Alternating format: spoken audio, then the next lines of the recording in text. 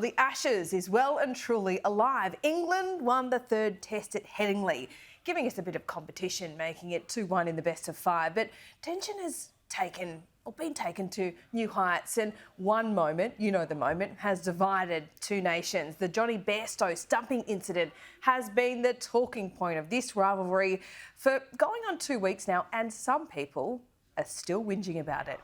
Cue Piers Morgan. He joins me live now. The man himself, the host of Piers Morgan Uncensored. So a bit of gloating, but still a bit of complaining. Is that a fair assessment of where you're at, Piers? Oh, a lot of complaining, although I have to say it's been morphed in recent days into gratitude, intense, deep and genuine, profound gratitude to the Australian cricket team for winding up Ben Stokes and his men to such a degree that they're now invincible. And so we won at Headingley. We're going to hammer you at Old Trafford. We're going to hammer you at the Oval. We're going to win the Ashes, and it will all be down to the catastrophic failure of the Australian team to honour the spirit of cricket. So congratulations, Australia, and thank you on behalf of a grateful English nation. Well, you're still invoking the spirit of cricket. I saw it was well and truly alive at NATO. This wouldn't have passed you by. Rishi Sunak, Anthony Albanese, a bit of sledging. Let's have a look at that. I've got you something less sophisticated. Just to sort of... I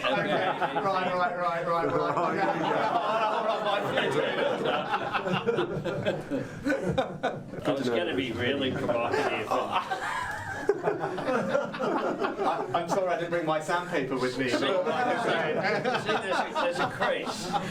We'll see. It's very good. We'll enjoy that. Look, I'll give it to you. I do think Rishi had the better sledge there about sandpaper. But as Anthony Albanese pointed out, the nuns at St Joseph's taught him to stay in his crease. I mean, you can't question nuns, can you? You can actually, yeah, because Australia, the cricket team and the people of Australia, including you, even though you admit on Twitter you know nothing about cricket, you all knew that what you did crossed a line. It was just wrong. It wasn't good sportsmanship. It was sneaky. I wouldn't say it was cheating, because you can't say something's cheating if it's in the rules. It was just sneaky, a bit like when Trevor Chappell rolled the ball underarm to try and avoid New Zealand hitting 6 off the last ball all those years ago. You've learned nothing as a country. You're still trying to bend the spirit of cricket, and it always backfires. Well, I tried to get Anthony Albanese on the program this morning. He was willing to come on and really give it to you, but unfortunately had a cabinet meeting because we're getting a new central banker. So that is the only reason. But in all seriousness, I mean, you guys go hang on, Laura. You got the name Whinging Pom for a reason, right? Well, just to clarify, at least the Whinging Pom had the guts to come on your show. The Prime Minister's bottled it. Let's be clear. All right, he could have come on and taken me on, but he knows if we got into an extended debate about what happened to Johnny Bairstow, the Prime Minister of Australia would have to eventually issue a national apology for that grotesque incident. So that's why he's bottled it. Well, I don't know about that. Did you like our papers? I mean, your papers are pretty good there in Britain, giving it to you, but I think the Daily Telegraph did a pretty good job here.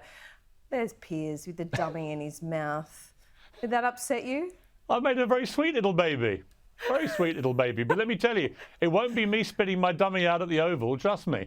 Because what you've done, which was such a terrible error of judgment, you've just wound up Ben Stokes. So the best thing I've read in many years was that apparently at Headingley, at the start of that test match, after what happened at Lord's, Ben Stokes got his men in the dressing room and he said to them all, apparently he's never given a more ferocious, fired-up speech. It bordered on Churchillian. And it was basically, if they're going to do this to us, if they're going to break the spirit of cricket, we are going to hammer them. And that's exactly what happened in that test match. And that's exactly what's going to happen in the rest of the series. So again, thank you, Australia. Well, I'll give you that, actually, because it certainly has done that. But look, now we're talking about a few MCC members. I did love Marina Hyde's column that called them baying gin hounds whose wives still wear their pants. I think that's a fair assessment, isn't it? Well, look, I've never wanted to be a member of the MCC because I think they're a pretty pompous bunch in there. Normally, though, they are a pompous but quite a civilised bunch who behave themselves and applaud the opposition. So I didn't like them shouting cheat and so on at the Australian players because apart from anything else, they didn't cheat. I mean, cheating is what you did with sandpaper, so you've definitely got it in you as a cricket team. But on this occasion, it wasn't cheating. It was just not in the sportsmanship spirit of the game. So I didn't like what happened in the pavilion. I think we should be above all that because apart from anything else, we behaved about as badly as Australian fans always behave in Australia during an Ashes series, and we never want to be that uncivilised. Okay, fair enough, fair enough. Well, look, I know you're in New York, so you must be pretty nervous about going to Old Trafford. Are you going to head back there? Because I tell you what, you're missing out. I love London so much. This is the best time to be in London. You've got the Ashes, you've got Wimbledon, you've just had Silverstone. I mean, you're missing out in London, Piers. What are you doing? Well, I'll be flying back at the weekend. I don't really care about motor racing much. I don't really care about tennis very much. Cricket is my lifelong passion. The Ashes is, to me, the greatest sporting battle that has ever been in the history of planet Earth. And this series is turning out to be, as it's transpired, to be one of the all-time great series. You lot were 2-0 up. Cummings was celebrating early. Everyone was lauding Carey as a genius. And now it looks very, very different. You've got a rattled captain. You've got a wicketkeeper who can't catch a cold. And we're going to go up to Old Trafford. And let me tell you, Old Trafford will be like the Colosseum. And we will be the gladiators. And you will be our victims. Okay, well, I just cannot wait. I cannot wait till the end of this series, and I cannot wait to talk to you again about it, as I did. I did admit on Twitter that I don't know much about cricket. I still don't really know about the controversy, but geez, I've loved the fallout, and I love this rivalry between our two great nations. Great to see you there in New York. Get back to London. And just before I let you go, how are you enjoying this show at the moment? It's been more than a year now. Any favourite interview that sticks out? Because I know you just got an award for the Cristiano Ronaldo one, like your second son.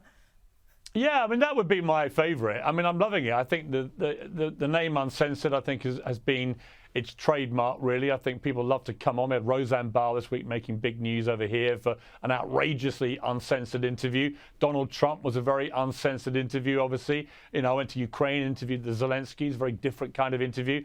But if you ask me what the absolutely high point was, it would have to be the Ronaldo interview, which was one of the most watched sporting interviews, certainly in history, anywhere in the world, and led to, of course, a series of events where he left Manchester United as an Arsenal fan. I was thrilled about him leaving Manchester United. And then he ended up in Saudi Arabia, where he's now the highest paid sportsman in the world at the age of 38. And as you can see, the Saudis are now taking on all sorts of top players from around the world to really build what they believe is going to be one of the great leagues of the world. And so Ronaldo's been a bit of a trailblazer there. So all very interesting, and all came from that one interview. And what I loved about it was only me, him, and his girlfriend knew we'd done the interview for 24 hours. How often do you get that with a figure of that magnitude, where you know what they've done is going to cause all this stuff, and only 3 of you knew? So it was an amazing experience.